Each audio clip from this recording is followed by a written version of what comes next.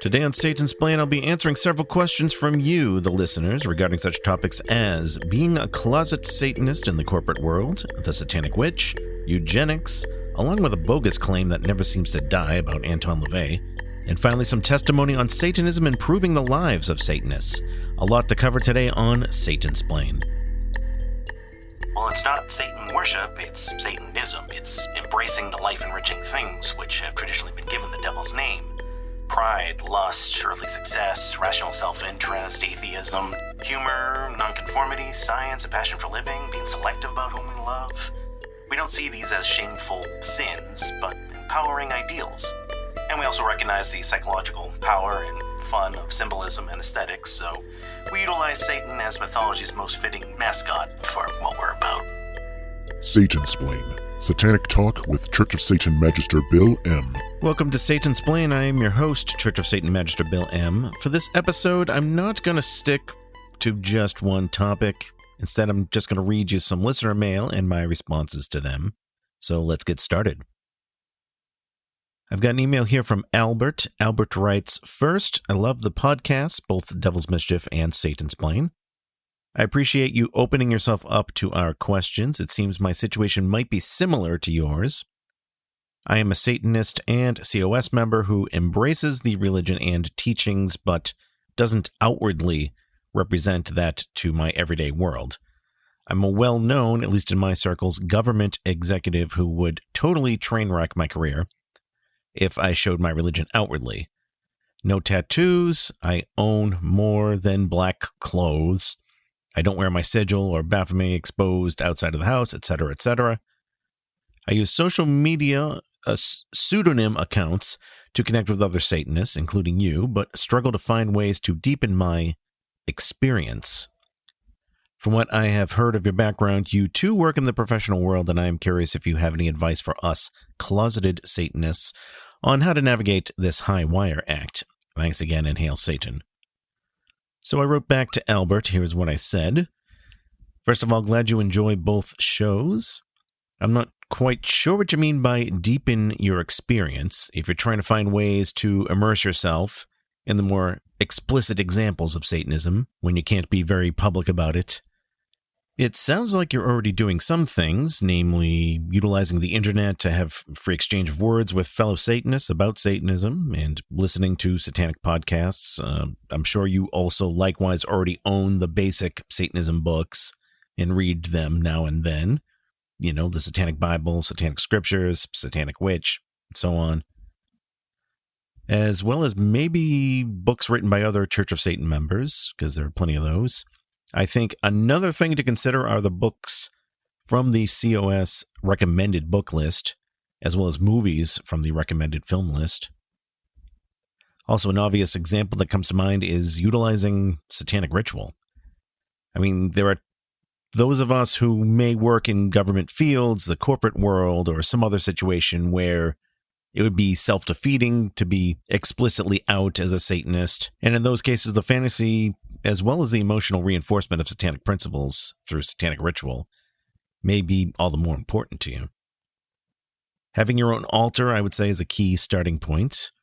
Also, if you can hook up with other Satanists in person for group rituals, so much the better. That is something in general, which I got to say, I really think every Satanist should do at least once in their life. Do a group ritual with other Satanists. Now, as for navigating the corporate world as a Satanist, that's still quite a broad and vague topic, but some ideas come to mind. There's no shortage of opportunities to read people and apply lesser magic to influence coworkers and get what you want. You'll invariably find certain personality types of the LaVey synthesizer clock showing up way more often in one department than another, depending on the nature of the nature of the job. But the corporate world is essentially its own world with its own unwritten rules. And I have found the comic strip series Dilbert to be frighteningly accurate in revealing these sorts of rules and offering some comfort, I would say, in dealing with some of the bigger absurdities that come along.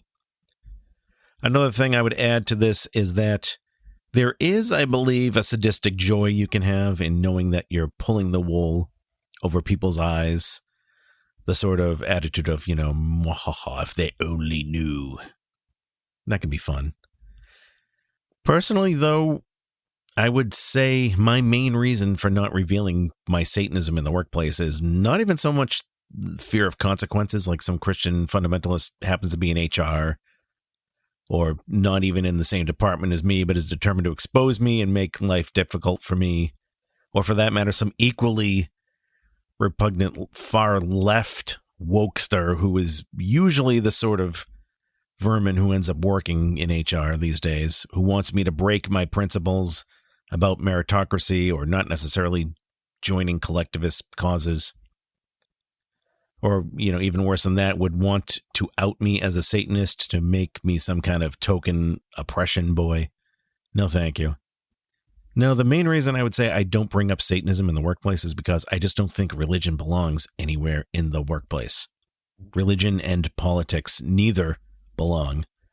Both of those topics are things that people make heavy emotional investments in, and that ends up skewing their judgment on you as an individual, and things get unprofessional really fast.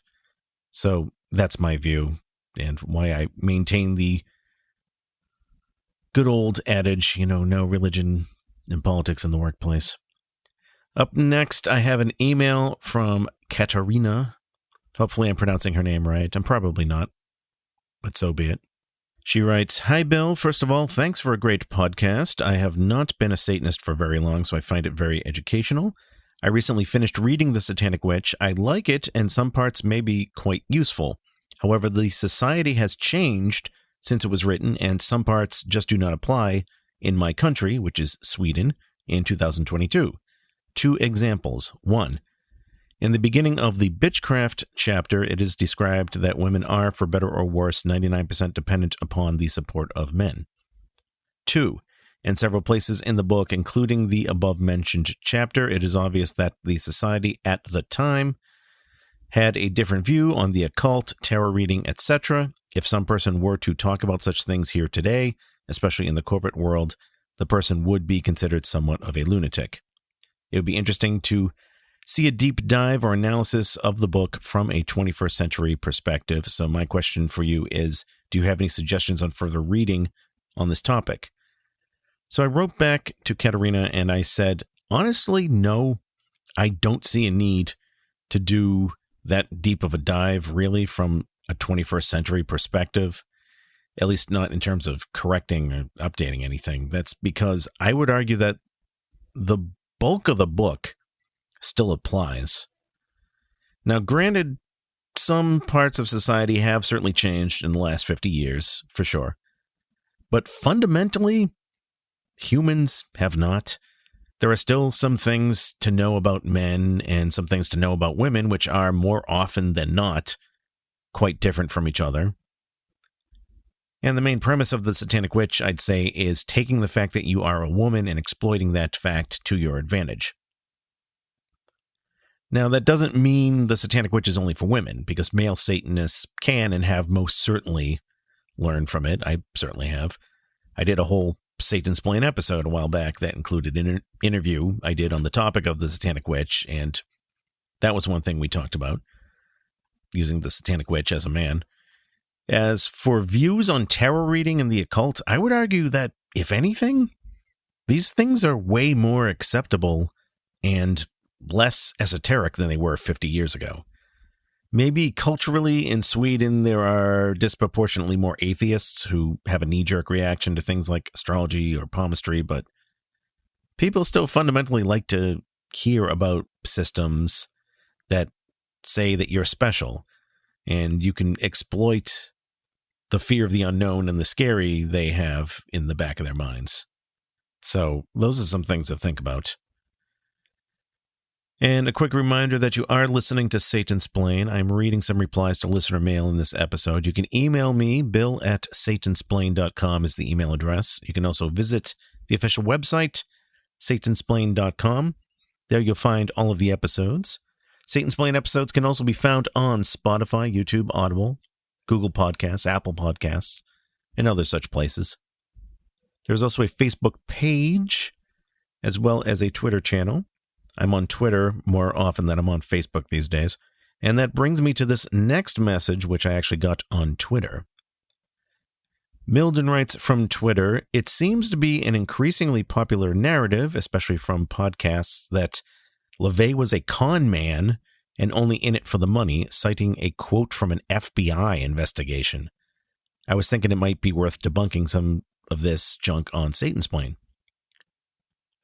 So I replied to him and said, this is a good suggestion, and I gave him my short answer, which I managed to cram into the character limit for a tweet on Twitter. But now that I'm speaking here and don't have to worry about that, I'll expand on it a little more.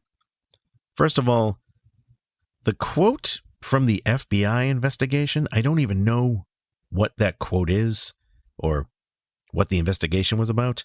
The only FBI investigation that I know of with Anton LaVey was one that was done back in 1980. It wasn't revealed, I guess, until more recent years, but there was some ridiculous accusation at the time from an anonymous nut that Anton LaVey was involved in some plot to kill Senator Ted Kennedy, which makes absolutely no sense. But the FBI nonetheless interviewed Anton LaVey.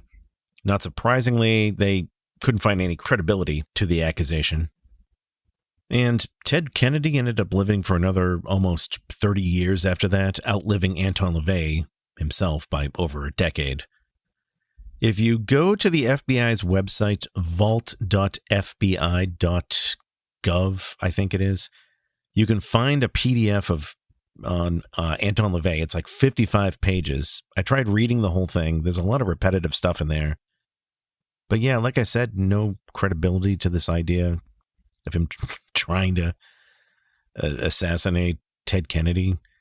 If there is some quotation in there about Anton LaVey saying he made the Church of Satan for the money, I don't know. I didn't see it.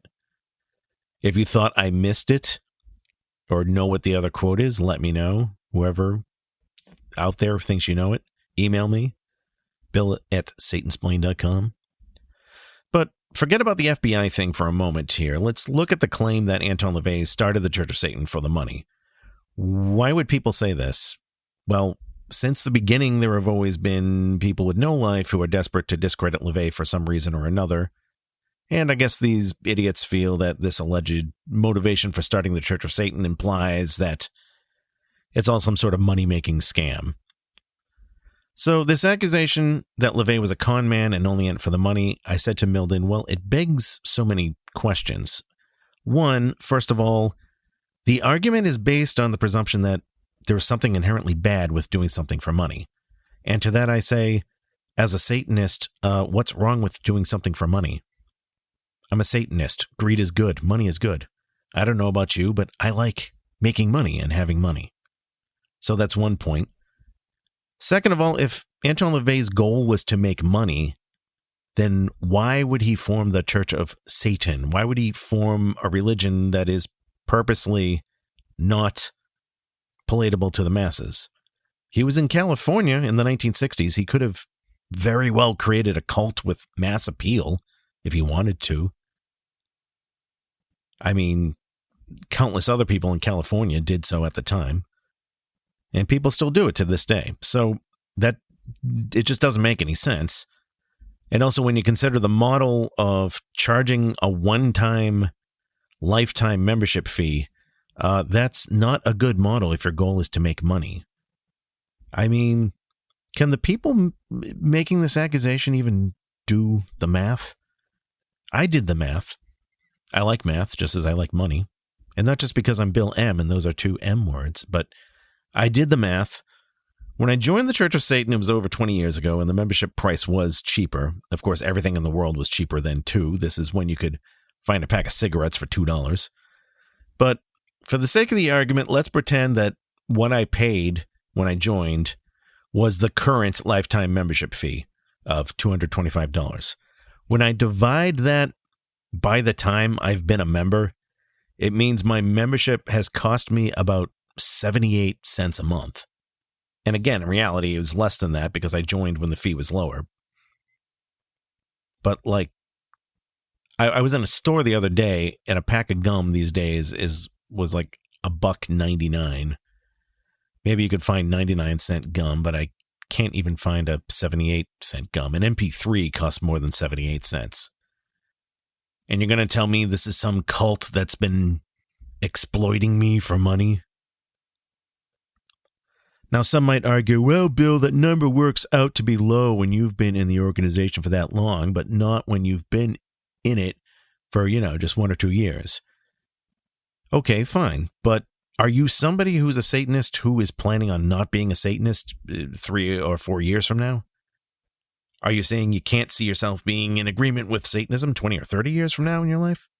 Because if that's the case, if you're not really committed to this principle of Satanism at all, if it's going to be just a temporary thing for you, then do not join the Church of Satan. The rest of us, though, will keep going. So trying to shame us or shame LaVey for wanting money makes no sense. Trying to argue that it's a money-making scam model makes no sense.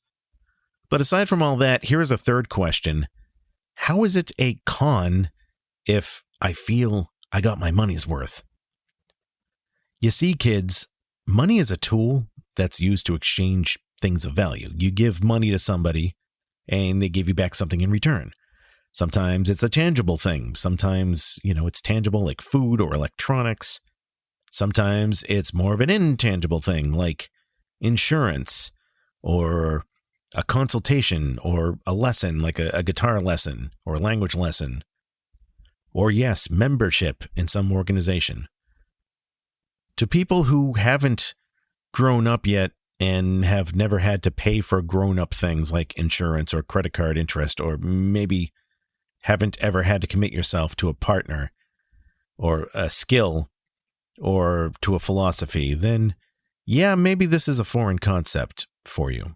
But in any case, a scam, I would say, is when consumers are promised one thing for their money but are knowingly deceived and not given that thing or given something else entirely. If I pay money to somebody who says he's going to give me 2 front row tickets to a concert and he gives me 2 blank pieces of paper instead and he runs away, then I've been scammed. That's a scam. But if I pay for something and I feel I've gotten something of value from it, gotten what I expected, if not more, and both parties are happy, then I would say that is not a scam. That is just an exchange. And when I look back at what I've gotten out of my membership in the Church of Satan, the opportunity to meet those rare like-minded people called Satanists, to even just go to places online where we can freely and directly talk, and to then network and do things with these Satanists in real life, like meet up for group rituals, do satanic weddings, satanic funerals, art shows like The Devil's Reign, private screenings of films created by Satanists, private music performances, giving private music performances myself for that matter, being part of Radio Free Satan, the parties we had in real life on some of the anniversaries of Radio Free Satan and then some, getting my written work published in physical books, being able to do this podcast right now, be able to do Satansplain and have an immediate audience. All of these sorts of things that I've been able to use my Church of Satan membership for, and tons of other things which I'm probably forgetting. If you're going to ask me if this affiliation has been worth 78 cents a month to me, that's been a fair price. That's been a more than fair price. This is a no-brainer. Yes. I shouldn't even have to argue this any further, so I won't. I'm going to take a quick break. You are listening to Satansplain. You are listening to Satansplain, real satanic talk with Church of Satan Magister Bill M. For questions, comments, and correspondence, send an email to bill@satansplain.com. AA makes Scientology look credible. At least the major cult religions have a consistent dogma, where AA is so splattershot and made up on the fly. AA tells you to make up your own God if you don't already have a God. First step of AA, you have to admit that you're powerless over alcohol and that your life has become unmanageable. And then they go on to the next step, which you have to turn your life and your will over to a power higher than yourself. I was a free-thinking atheist coming into this bullshit.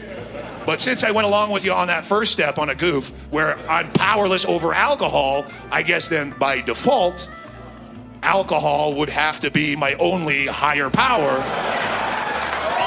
So I'll go with vodka, I guess.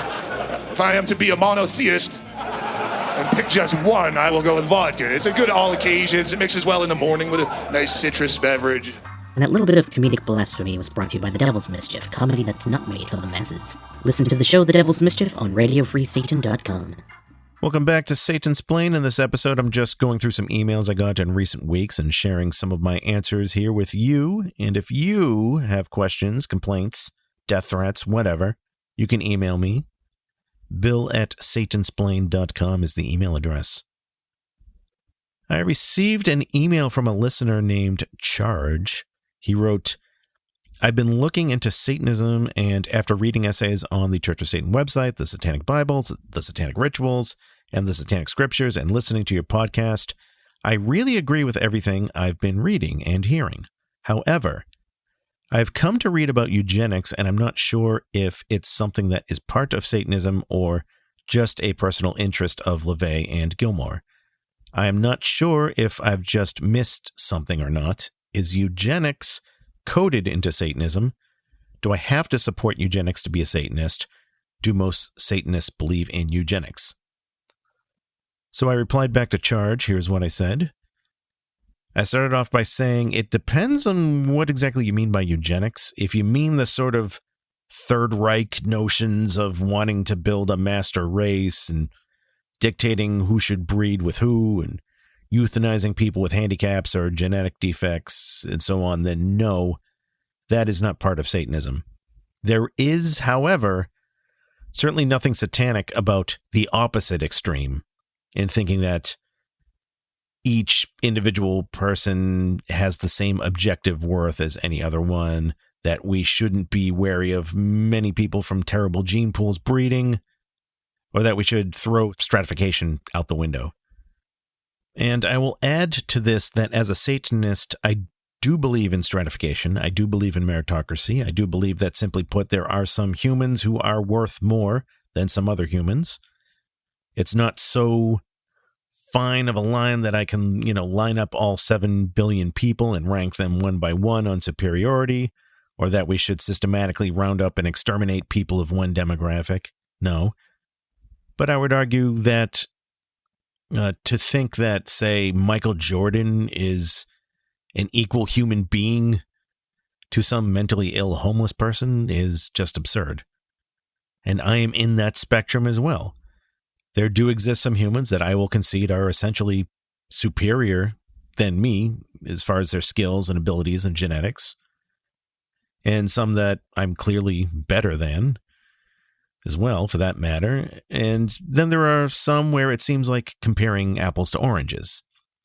Now, is a lot of this all subjective? Yeah, I suppose, but I also don't buy this idea that there are no objective standards we can use. I mean, my 4-year-old nephew's crayon drawing does not belong on the same wall next to the Mona Lisa. Sorry. I hope his mother isn't listening to this episode, but you get my point. Now, I also suggested that Charge check out this particular essay from Church of Satan Warlock Luthold. Warlock Luthold wrote this essay, which you can find on the Church of Satan website, churchofsatan.com, and that essay is titled The Disabled Satanist, or What to Do When One's Legs Never Quite Worked Right. Between this essay and my email I replied with, Charge said that he has a much better understanding of the topic now. I reached out to Warlock Luthold and asked him if I could read some of his essay here on the show, and he said yes. Warlock Robert Luthold is a fellow DJ on Radio Free Satan, where I host The Devil's Mischief, my other podcast. And we have met a few times in person over the years. We shared a table at the Church of Satan 50th anniversary dinner. And Robert is wheelchair-bound, and for a while on Facebook I was posting as Satan Bear, who is the little demonic teddy bear mascot of the Devil's Mischief. So we have this long-running joke about us being a tag team duo, dealing with trolls on the internet and so on, and we call ourselves Chair and the Bear. or vote for Chair and the Bear in the next election, things like that. Anyway, let me read you some of his essay. The statement that has been made over the years, usually by detractors or former members or never-wers, that because of our founders' interest in eugenics, somehow the disabled are unfit to be Satanists. Well, I won't presume to speak for the dead, but did these people read the same book I did? As is well known by now, Magus Anton LaVey's The Satanic Bible takes some influence from Ragnar Redbeard's Might is Right, which champions the subjugation of the weak by the strong. There is, of course, a caveat: the clever rule the strong. Furthermore, who is strong and who is weak is open to interpretation. When I was young, I had dreams of military service.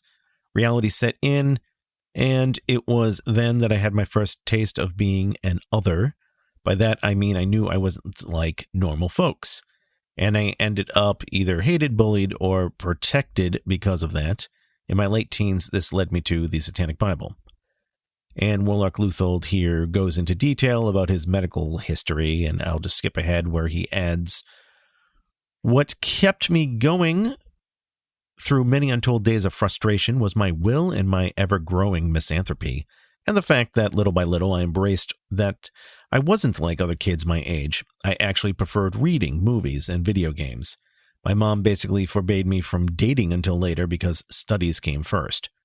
Junior high mercifully ended, and then my high school started, which was much easier for me. I enrolled by choice in junior ROTC, and my tenacity not only saw me attain the rank of cadet staff sergeant, which was one rank below staff positions in the Corps at graduation. For 3 years, our unit achieved honor unit with distinction. After graduating high school over that summer, I'd been listening to a lot of King Diamond, and upon reading an interview transcript, I was drawn to King's mention of Satanism. A few weeks later, on a shopping trip, I picked up the Satanic Bible. Everyone matures and grows at a different pace, but after that first read and a disastrous first phase, as I've made my way through life, Satanism has kept my feet firmly on the ground. I'll likely never be running a marathon or going base jumping or mountain climbing in the physical sense, but I have scaled mountains in my personal life, including coming back from an unexpected hiatal hernia that almost killed me back in 2013, and a bowel blockage in 2018. Of course, I didn't do it alone, but if what I've mentioned doesn't embody the quote, "Victory is the basis of might," then I'm frankly quite at a loss to say what does. All of this should stand, if you'll pardon the pun, as proof that I make up for my lack of physical prowess with a razor-sharp mind.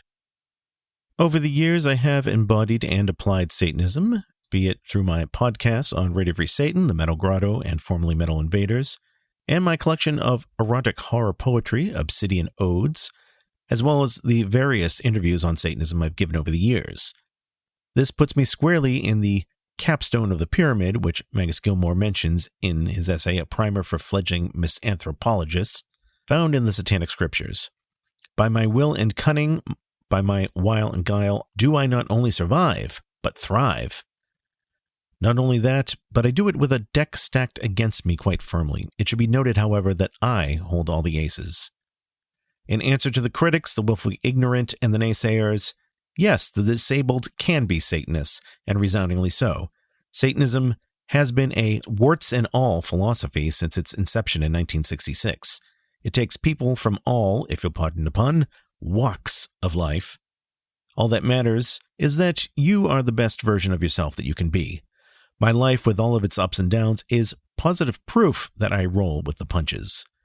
And that concludes the essay. In fact, when you're done listening to Satansplain, you can go listen to his show as well as my other podcast on RadioFreeSatan.com. I would like to end this episode now on a Satanicdote, and it's one that kind of relates to the last point in some ways. Those of you who have been listening to Satansplain know about these little satanic anecdotes, which we call Satanicdotes for short. And up until now, the Satanicdotes have been more on the humorous side. But I got this email from Wesley, and I said I would like to go and read it as a Satanicdote. Despite not being silly, it is still a satanic anecdote. So, Cue the Satanicdote theme song. Satanic anecdotes. Satanicdotes. Wesley writes, "Hello, Bill. This is probably going to be quite a long story, but I would like to share how Satanism has helped me deal with things and how it helps me improve myself. I'm a 35-year-old guy from the Netherlands. 7 years ago, we became parents of a baby girl. During pregnancy, it already became clear it was not going as planned. Let's just say pregnancy was hell, and because of the stress, our kid was born 4 weeks early. She was only 42 centimeters and 4 pounds. The birth itself didn't go much better. The water broke at 4 p.m. and the baby was born at 9 p.m. the same day.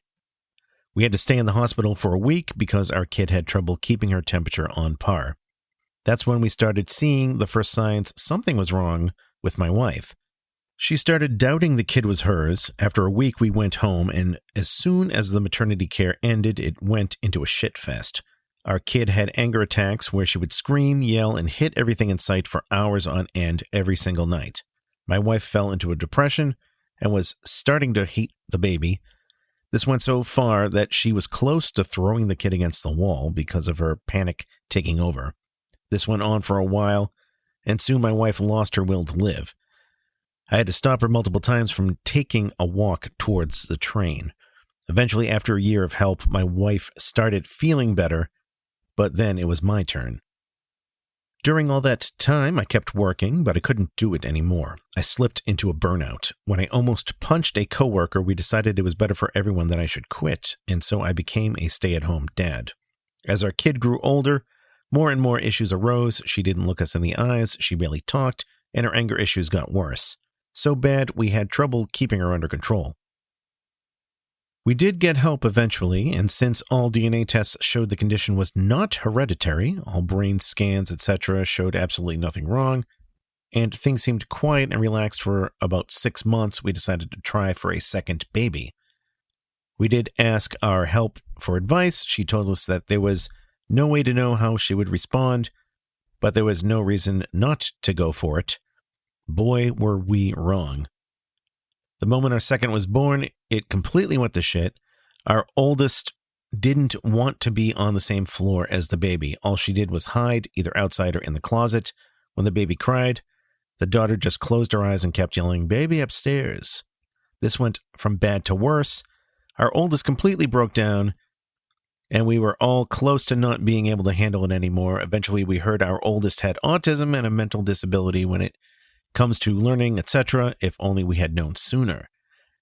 It was so bad that we could not have her home anymore. Every day was a battle to survive. Then the search for a foster home began. 15 different experts and institutions said no, she's too difficult.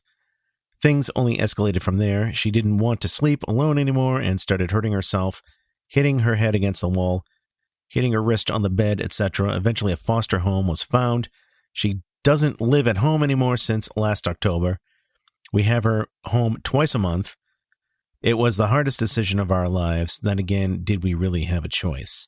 Things are better now. She is happy, and the weekends at home keep getting better. Eventually, we want her back home, but for that to happen, things need to improve more for us all first. Now, your listeners right now may be wondering at this point where Satanism comes into this. Well, Wesley explains that next. He had found out about Satanism through another person on YouTube, then eventually he found the Church of Satan website. Wesley then said about the website, it clicked immediately, and after thinking about it for a while, I decided to order the Satanic Bible. The stuff I read there really opened my eyes. At that time, I decided it was time for me to change. No more will I be the weak man that can't get his ass off the couch, that is out of breath when he walks up the stairs. Doing nothing is also a choice. I decided to get help and to start running. Finally, for the last few weeks, I can finally say I feel good again. I run 3 to 4 times a week, and I'm almost up to 5 kilometers per run. I'm also wearing my sigil of Baphomet with pride, and I couldn't care less what other people think. The only people that were there during my dark times was my wife, parents, and my parents-in-law. Others were not there, so they can fuck off now as well. I would love for you to use this in the podcast. Maybe it can help other people that are going through the same stuff. Whatever it is that you are going through, it doesn't have to be forever. And yes, that's an important thing to remember, Wesley.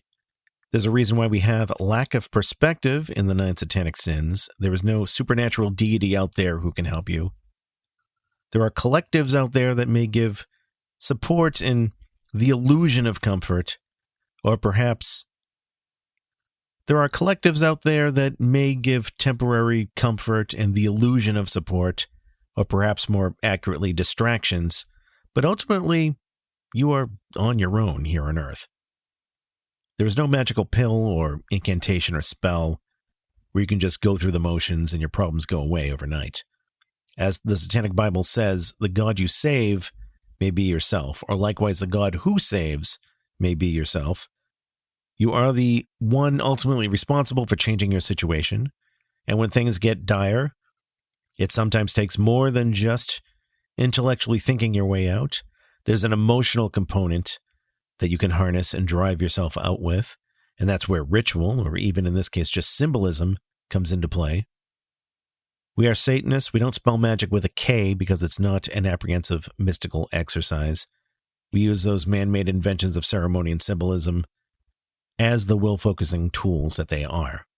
And of course, that integrates with the philosophy of being your own God. And I'm just going to leave you with that. Thank you for listening to Satansplain. Hail Satan. You have been listening to Satansplain. If you have enjoyed this episode, please give it a like and subscribe where available. For more information on the show, visit Satansplain.com. And to learn more about Satanism itself, visit churchofsatan.com. This episode, copyright 2022, Magister Bill M.